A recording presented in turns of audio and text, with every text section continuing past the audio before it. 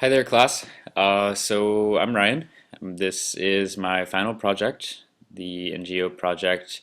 The NGO that I chose to interview is Alaska Sudan Medical Project. They're based out of Anchorage, and they do all of their work is in Sudan, South Sudan, a county called Old Fangak. So Alaska Sudan Medical Project mission statement is saving lives through health, water, and agriculture. Those are really the three main bases that they work around, though there are sub branches of each one of them, and hopefully I can touch on them in the presentation.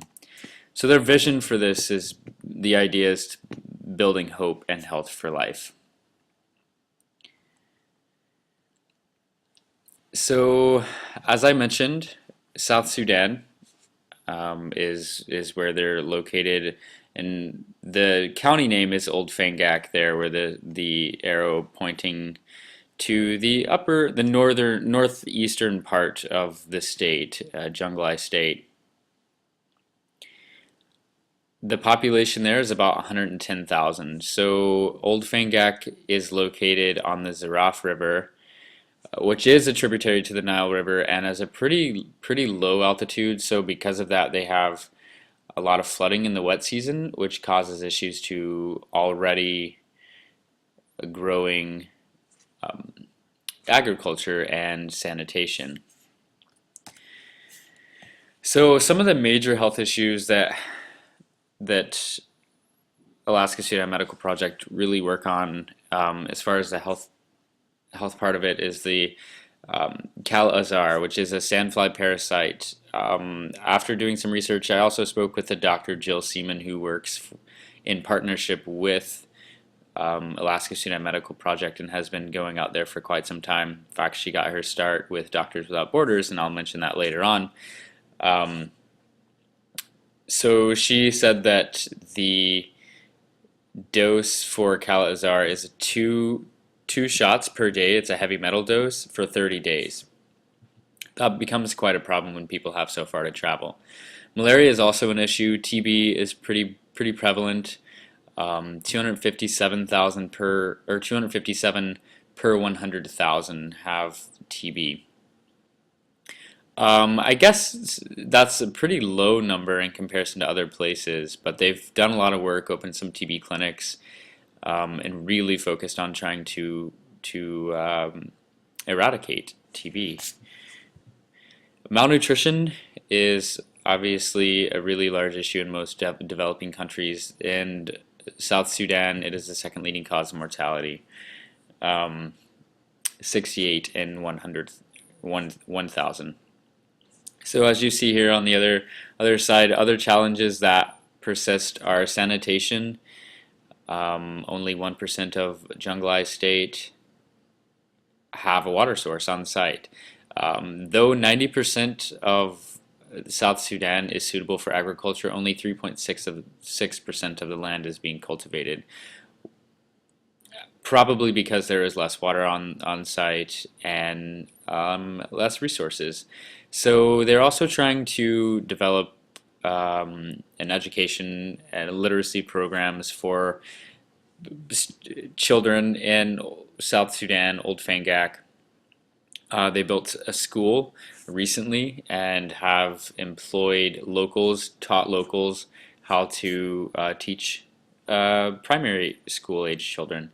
And on top of all of this, South Sudan is in a pretty heavy tension within the country. South Sudan has been facing a civil war. This has been pretty constant on and off for several years, but for the last 10 months, it's really started to surface again.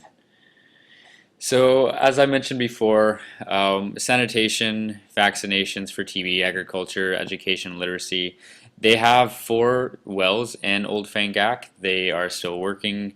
I'll follow up with a letter that I received from the program director that mentioned that they're all still going. They have a pilot program for farming. It's been implemented, and since that started a couple of years ago, now they have 40 farmers in the region. So this is a letter that I received from the program director, Jason. I'm not going to read it off. The lady in the dress there in the skirt, that is Dr. Jill Seaman. This fellow here, his name is Tayak.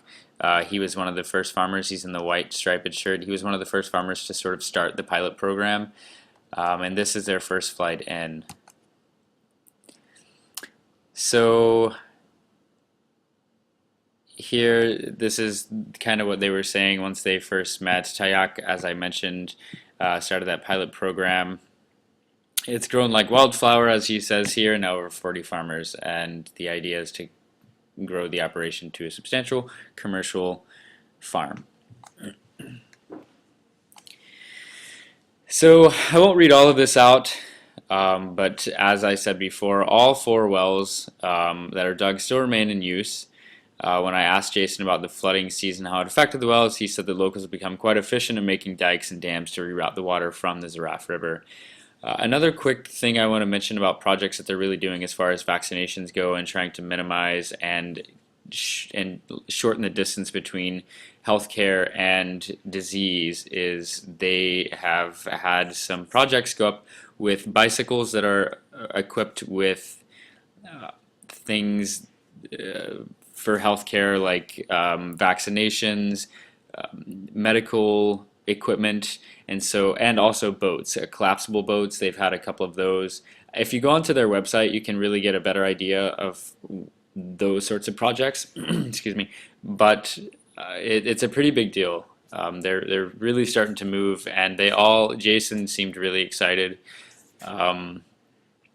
about where it was going, and the reason I haven't spoke with him is because he flew down at the beginning of September, and we only talked through email just once, and I got that letter from him, and it has been pretty hectic apparently. So as I'll just highlight this quick, the hospital is functioning well, full harvests are productive, and the successes are building upon each other. And as one can be expected, there is a need for so much more, as any other non-governmental organization probably says, and it's true. So here are my references. The website for Alaska Sudan Medical Project, alaskasudan.org, I recommend going to it. It really is an interesting website. I have two friends, just to follow up, I have two friends that just went to Sudan this year with Dr. Jill Seaman, who I worked with all three of them in Bethel and was able to speak with her. And Jason, thanks to you for giving me the opportunity to speak with you and taking the time out of your day. And that is my project. So good luck in class, good luck with your careers, and it was good to be a part of it. Thank you.